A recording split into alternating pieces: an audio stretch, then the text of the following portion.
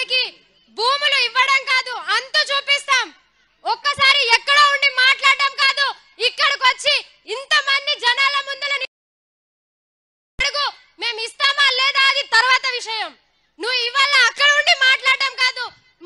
మేము ఓట్లేసాం కదా, మా బాధలు నీకు కనిపించట్లేదా? మేము ఓట్లేసిన వెయ్యని వాళ్ళు వచ్చి మాట్లాడుతున్నారు, నువ్వెక్కడ ఉన్నావు సార్? మా గొంతులు వినిపించట్లేదా? ఇంత గట్టిగా అరుస్తున్నాం కదా, మా బాధలు వినిపించట్లేవా? ఇంత ఏడుస్తూ చెప్పే మాటలే నీకు వినబడట్లేదు. ఏంటి ఏడుస్తూ చెప్పే బాధలు కూడా నీకు వినబడట్లేదు? మా నాన్న అడుక్కొని తిన్నాడంట ఇన్ని రోజులు. మీరు కేసీలు వేసి ఎక్కడెక్కడికో మొత్తం పలారిలో ఉన్న వాళ్ళందరూ అడుక్కు తిన్నారు.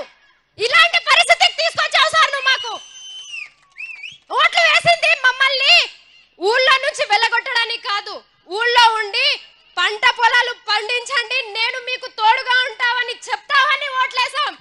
మా బాధలు అర్థం కావట్లేదా? ఒకసారి గట్టిగా సపోర్ట్లు కొట్టాలి మంజుకి. అయితే ఒక మాట చెప్పుడు మర్చిపోయాను, ఇక్కడనే దామరగిద్ద తాండాలు కూడా భూములు గుంజుకుంటున్నారంట. ఆడికి కూడా వస్తాం, అక్కడ కూడా కొట్లాడతాం.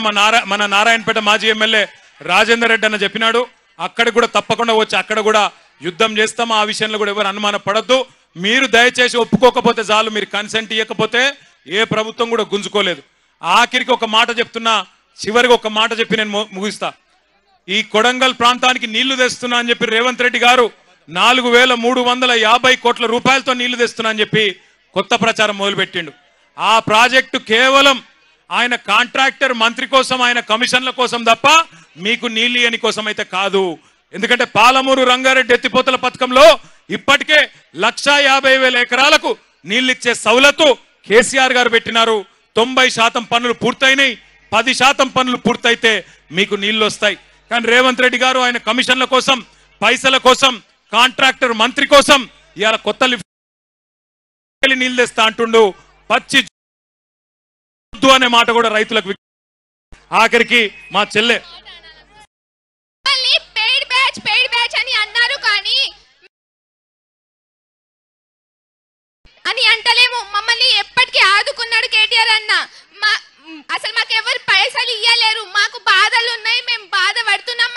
మా పేరెంట్స్ మేము చిన్నప్పటి నుంచి వాళ్ళు కష్టపడేది చూస్తున్నాం కాబట్టి మేము ఇంత మాట్లాడినాం. కానీ రేవంత్ రెడ్డి సార్, మీ పార్టీ కాంగ్రెస్ పార్టీ వాళ్ళు మీరు ఒక్కటి గుర్తు పెట్టుకోండి, మాకైతే ఎవరు పైసలు ఇయ్యలేరు. మేమైతే కేటీఆర్ అన్న హెల్పింగ్ నేచర్ ని చూసి మేము కేటీఆర్ అన్న సైడ్ మాట్లాడుతున్నాము. రేవంత్ రెడ్డి సార్, మీరు ఒక్కటే గుర్తు పెట్టుకోండి, మీరు చీఫ్ మినిస్టర్ అయిపోతుర్రా. చీఫ్ మినిస్టర్ కాదు, మీరు చీఫ్ మినిస్టర్ అయిపోతున్నారు. మీ అబద్ధాలు అన్ని అబద్ధాలు మాట్లాడుతున్నారు మీరు. జై తెలంగాణ.